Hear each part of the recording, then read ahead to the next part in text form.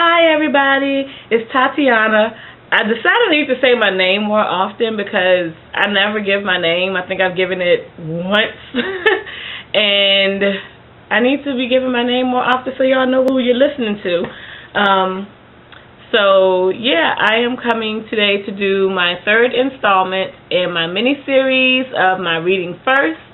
And this Reading First is going to be my first historical fiction novel. And if you hear the noise in the camera, I'm sorry, it's warm, so I had to turn my fan on. And yeah, it's toasty today.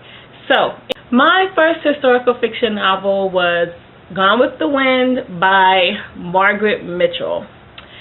I decided that I was going to tackle this book in 6th grade, but it took me 3 years to read it because the book was huge. How did I end up reading Gone with the Wind? One of the times where I took a trip to the library in my middle school, and I was supposed to be heading somewhere else, probably the principal's office or detention, and I decided to go to the library instead. And I was going down the bookshelves, and I came across this book that had no dust jacket. It was the biggest book on the shelf. I really wish that I could show you what it looked like, but I can see it in my mind clear as day. It was the widest book on the shelf. It had no dust jacket. It looked totally abandoned and alone. It was like in all of the other books that were on the shelf, it was dusty, and it was this funky olivey color with these little gold embossed letters for the title on the spine, Gone with the Wind. I mean, like, the title of the took maybe that much space on the spine, and the book itself was like from my middle finger to here. It was a huge book, and it just looked so forsaken and so alone that I said, well, I'm going to check you out, and I am going to read you. Now, I had seen the movie at that point. I had seen it once, and that was really all that I could stomach of it because it was super duper long. And, well, I can't really even say because it was super duper long because I watched The Sound of Music like every weekend. So it wasn't even that it was super long. I just was not gripped by the story. I wasn't that interested in the story. That changed after I started reading the book. Reading the book gave me such a greater appreciation for everything that went into making the movie, and also learning that a part of the movie was filmed in my city and at a historical hotel in my city. So that gave me a little bit more appreciation for the film as well. But like I said, it took me 3 years to read the book. I started reading it in 6th grade, and I finished reading it by my 8th grade year. And I kid you not, I would check it out, read some of it, renew it, read it again. And we could only renew books twice.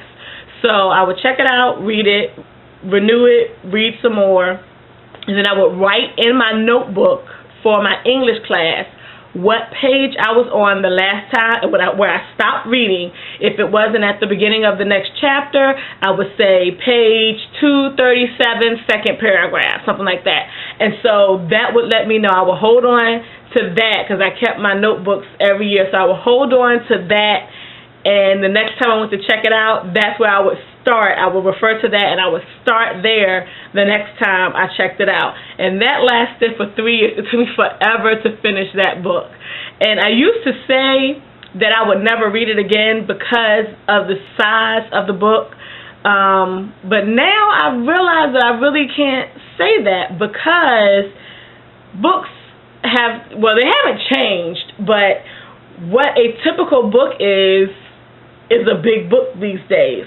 So maybe I could read that again. It probably won't be anytime soon. Maybe in a couple of years I will take the chance to read the book again.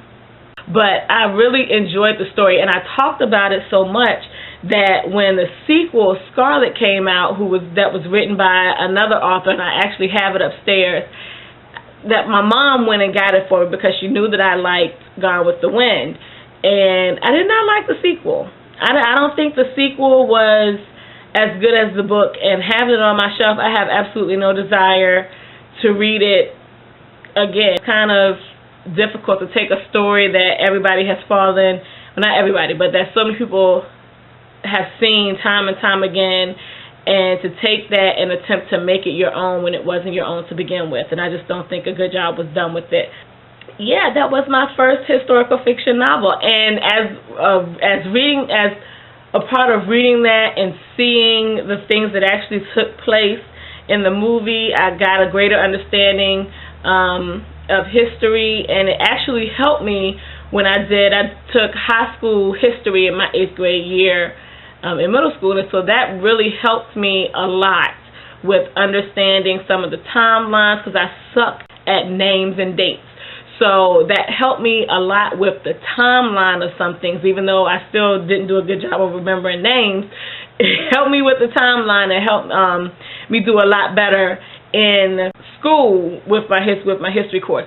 It also opened up the door for me reading historical fiction novels, because I had seen movies that were based on, like we watched Nicholas and Alexandra when I was in 6th grade, and I watched The Sound of Music. I kid you not, there is no exaggeration. I watched The Sound of Music every other week when I was in elementary school. My mom would take me to the library and I would check it out on 2 VHS tapes, and I monopolized the TV for that, either that Friday night or that Saturday, and I watched it every other week when I was in elementary school. And to this day, that is still one of my most favorite adapted musicals.